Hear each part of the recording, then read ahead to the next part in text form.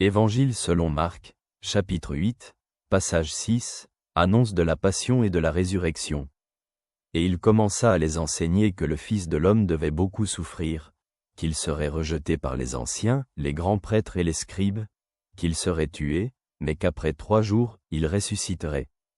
Et il disait ces mots très ouvertement. Alors Pierre le prit à part et commença à le réprimander.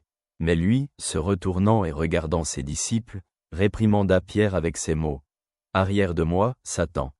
Car tu ne penses pas à ce qui est de Dieu, mais à ce qui est des hommes. » Examinons ce passage de plus près.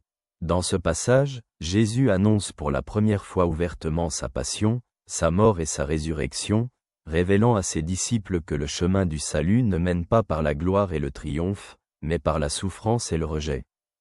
Pierre, qui souhaite de tout son cœur que Jésus soit ce Messie qui rendra sa gloire à Israël, ne peut accepter cette annonce. Sa réaction est naturelle, en tant que croyant et disciple dévoué, il ne veut pas voir son maître souffrir. Il réprimande Jésus parce qu'il ne comprend pas que la souffrance fait partie intégrante du plan de salut de Dieu. Jésus répond sévèrement, appelant Pierre « Satan », car Pierre pense en termes humains, sans comprendre les desseins de Dieu. Cette situation montre combien la compréhension humaine de la réalité ne réussit souvent pas à embrasser la plénitude du plan de Dieu.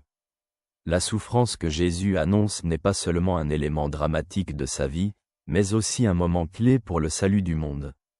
Jésus rappelle que les projets de Dieu ne reposent pas sur les désirs et les attentes humaines, mais sur une sagesse supérieure que seul Dieu comprend pleinement. Pour les gens d'aujourd'hui, comme pour Pierre, accepter la souffrance comme une partie de la vie peut être difficile. Le monde moderne fixe souvent comme objectif d'éviter les difficultés et la souffrance, se concentrant sur le confort et le succès. Cependant, l'histoire de Pierre nous rappelle que les plans de Dieu peuvent inclure des moments difficiles et douloureux qui conduisent néanmoins à un plus grand bien. Les souffrances et les défis que nous rencontrons dans la vie peuvent être difficiles à comprendre, mais du point de vue de la foi, nous savons que Dieu peut les utiliser pour notre bien et notre croissance. Faire confiance à Dieu dans les moments difficiles est crucial. Jésus n'annonce pas seulement sa mort, mais aussi sa résurrection. Cela donne l'espoir que même face à la souffrance, il y a une victoire ultime, résurrection et vie éternelle. Il nous appelle à faire confiance à sa sagesse et à son plan, qui est souvent incompréhensible pour nous mais conduit toujours au salut.